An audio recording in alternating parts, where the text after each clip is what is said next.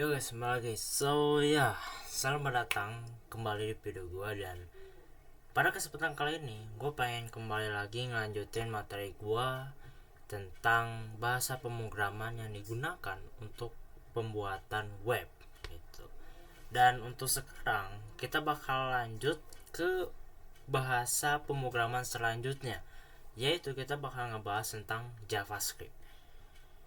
Sebelum mulai, gue kasih tahu dulu kalau JavaScript ini itu bisa bilang bahasa pemrograman yang hampir sama seperti CSS, lebih ke desain ya, setahu gue.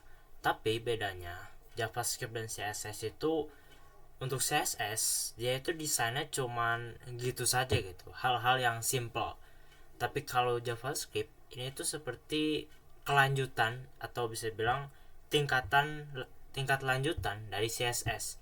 Jadi saya bilang JavaScript itu lebih kompleks, dalam membuat desainnya gitu. Tapi nggak cuma desain, bisa juga ngasih yang lain. Tapi memang seringnya itu digunakan untuk desain JavaScript itu. Jadi seperti itu untuk JavaScript. Oke, tanpa basa-basi kita langsung aja mulai ke pembahasannya. Untuk JavaScript sekarang kita bakal ngebahas tentang bagaimana penulisan atau bisa bilang penggunaan JavaScript di web, dan juga bagaimana cara menggunakan variabel di JavaScript ini. Oke, kita mulai dari penulisannya dulu.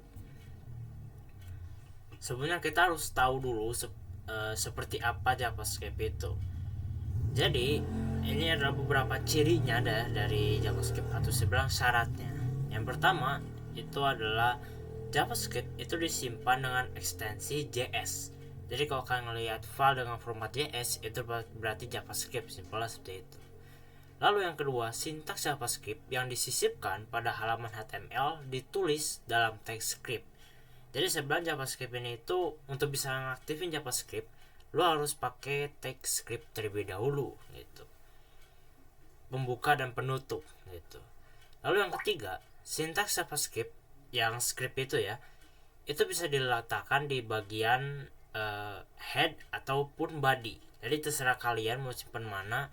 Kalau kalian pengennya di head, kalau kalian pengennya di body, terserah. Lalu yang keempat, JavaScript itu bersifat case sensitive. Yang maksudnya case sensitive itu adalah besar kecilnya huruf di sintaks JavaScript itu sangat berpengaruh.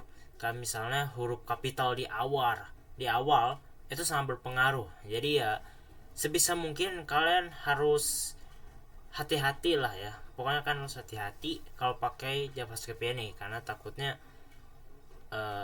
terjadi kesalahan pas di running, dikiranya apa, ternyata cuman huruf kecil besarnya doang gitu. Dan yang terakhir adalah di setiap akhir baris itu harus ditutup dengan titik koma. Jadi ya di JavaScript ini, kalau lu pengen ngakhirin suatu sintaks ya, lu itu harus diakhiri dengan titik koma. Jadi ya ingat, JavaScript itu kayak sensitif dan juga harus pakai titik koma gitu. Lalu sintaks JavaScript itu bisa digunakan dengan dua cara, yaitu internal dan eksternal. Ya internal lo tau lah, kalau internal itu berarti penulisan JavaScript yang dimana JavaScriptnya ini tuh disisipkan langsung di HTML-nya. Jadi nggak dibuat file secara terpisah gitu. Nah, dengan cara ini maka sintaks JavaScript-nya itu harus diletakkan di antara TypeScript pembuka dan penutup, jadi elemennya. Dan meletakkannya bisa di bagian head atau body of course. Nah, ini adalah contoh dari penggunaan script ya, penggunaan atau penulisan JavaScript dengan internal. Jadi bisa kita lihat di sini ya. Nah, script ini, script pembuka dan script penutup, itu berguna untuk menggunakan JavaScript. Dan lalu di bagian sininya apa? Nah, ini adalah isi dari script yang di bawah. Yang dokumen ini itu mengartikan kalau ini itu dalam bentuk dokumen lah, kalau nggak salah. Lalu get element ID. Nah, get element ID ini itu bermaksud kita akan menampilkan apa ya, saya bilang elemen yang ingin kita tampilkan tuh. Contohnya seperti di atas ini ada div kan, tag div, dan di dalamnya itu ada atribut ID dengan value nama. Dimana berarti kalau kita pengen ngeluarin ID ini ya, nampilin ID ini, kita harus lewat JavaScript kita harus pakai get element by ID gitu. Lalu kita kasih dalam kurung lalu nama, yang berarti nanti ketika kita merunningnya, maka di dalamnya maka ID ini itu akan muncul melewati get element by ID. Jadi intinya get element by ID, jadi ID yang ada itu diambil sama dia gitu. Lalu inner HTML itu cuman apa ya, tentang HTML doang gitu. Dan lalu di dalamnya itu kita bisa kasih nih. Jadi ya di dalam ID nama ini ada lagi value, yaitu ini, atau sebelah isinya ini. Jadi ketika kita running, maka yang akan keluar adalah nama saya malas ngoding, seperti itu. Oke, biar lebih gampangnya kita langsung aja coba ke codingannya. By the way, sini gue sudah ada codingannya ya. Sudah ada codingannya di sini. Jadi ya kita langsung aja coba. Jadi kalau misal kita running, maka hasilnya itu apa? Nama saya malas ngoding gitu. Terus diganti nama saya apa ya gitu. Set. Nah, seperti itu. Dan kalau misalnya skipnya itu nggak ada ya seperti biasa aja gitu. Bisa lihat kan. Jadi ya intinya si ID itu nama si ID ini tuh punya value nama, dan di dalam nama ini itu ada value lagi nama saya apa ya. Jadi nanti nama saya apa ya itu bakal muncul di sini jadi elemen div ini. Simpel lagi itulah untuk penulisan JavaScript secara internal. Selanjutnya itu adalah penulisan secara eksternal, dimana eksternalnya itu berarti ya filenya itu terpisah. Jadi ada file khusus HTML dan ada file khusus JavaScript. Nah, ini adalah contoh dari penulisan JavaScript secara eksternal. Jadi ada dua file, yaitu HTML dan JavaScript-nya. Nah, kalau misalnya tadi itu di internal, di dalam scriptnya itu dikasih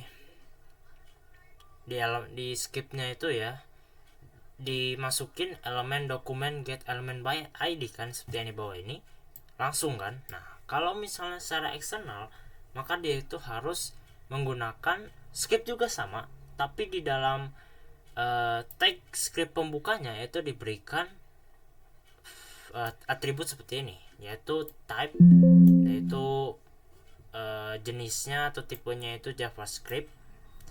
Lalu dikasih source, karena eksternal kan dua file, jadi kita harus nyambungin dulu source-nya gitu, di filenya apa yang dipakai.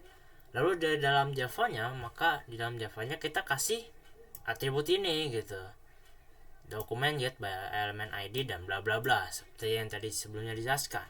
Biar lebih gampang, kita langsung aja ke codingannya. Di sini gue udah ada, dan bisa dilihat di sini ada dua file, HTML dan JS gitu. Dimana di HTML ini bisa kita lihat scriptnya, itu ada script type text JavaScript, lalu source src JS, lalu script penutup. Codingan masih sama seperti sebelumnya, cuman beda di bagian scriptnya aja gitu. Oh ya, by the way, kalau yang internal itu scriptnya lu bisa masukin di antara head atau body kan. Nah, kalau misalnya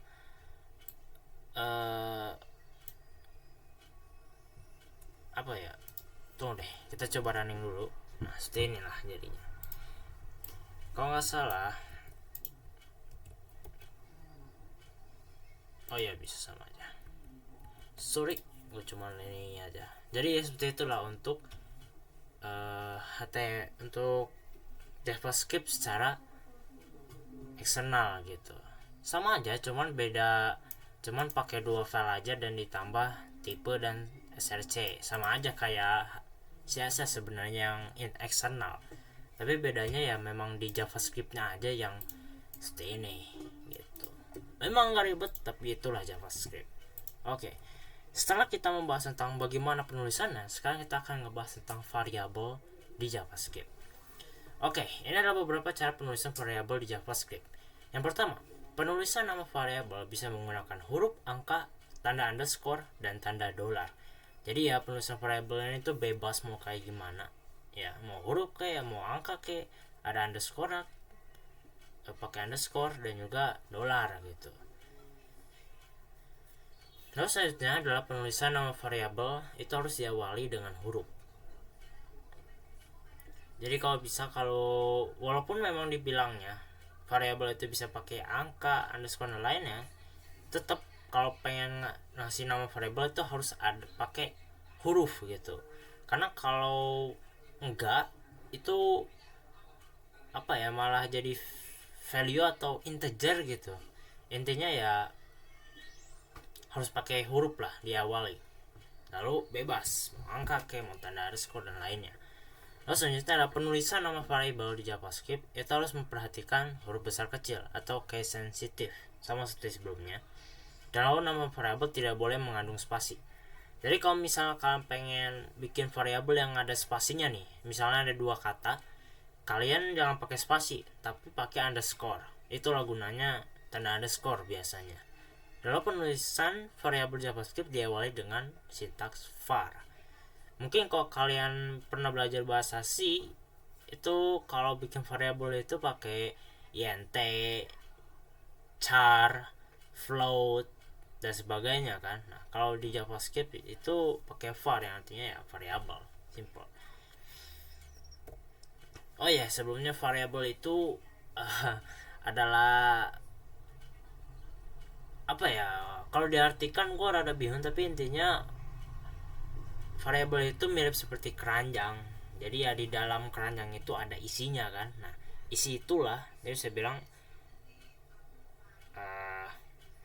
variabel itu untuk menyimpan suatu value atau suatu nilai gitu kan. Misalnya A sama dengan 10, berarti angka A ini huruf A ini itu bernilai 10. Seperti itulah simpelnya. Oke, kita langsung aja ke codingan ya. Pertama itu ini kita simpel aja ya, pakai yang internal biar nggak perlu bikin banyak file. Jadi itu ada HTML. Bisa kita lihat di sini untuk head sama, body sama, dan untuk body sini ada perbedaannya, kita akan pakai dua div. Dan di dalam scriptnya karena internal ya, berarti scriptnya di dalam HTML-nya. Dan bisa kita lihat sini ada dua variabel yang kita tulis, yaitu variabel nama dan variabel alamat. Ini adalah value dari variabel tersebut. Variabel nama itu adalah malas coding atau yang lainnya, dan lalu alamat itu adalah Jakarta atau yang lainnya gitu. Lalu di bawahnya seperti sebelumnya, dokumen get element by ID nama. Berarti yang ini itu bakal ngambil ID yang punya yang atributnya itu nama. Lalu inner HTML, lalu akan dikeluarin isi dari namanya. Lalu ini juga sama alamat, lalu akan ngeluarin yang isi dari alamatnya. Biar lebih gampang, kita langsung aja ke codingan ya. Ya, ini gue sudah ada, dan yang tadi sudah dijelaskan ya. Di sini gue ganti aja di Yogyakarta biar gampang aja. Terus ini ketika kita coba taruh Yogyakarta dan Jakarta. Inilah untuk variabel gitu. Kalau misalnya variabelnya diganti gitu kan, misalnya kamu, aku ya, random banget asli, udahlah. Nah, bisa diganti-ganti gitu. Intinya ya pokoknya kalau pengen nampilin variabel itu ya pakai var, lalu nama dari variabelnya, dan lalu isi dari variabelnya, gitu aja. Lalu untuk cara menampilkannya sama aja seperti ini. Dan ya itu dia pembahasan kita tentang Java, penggunaan JavaScript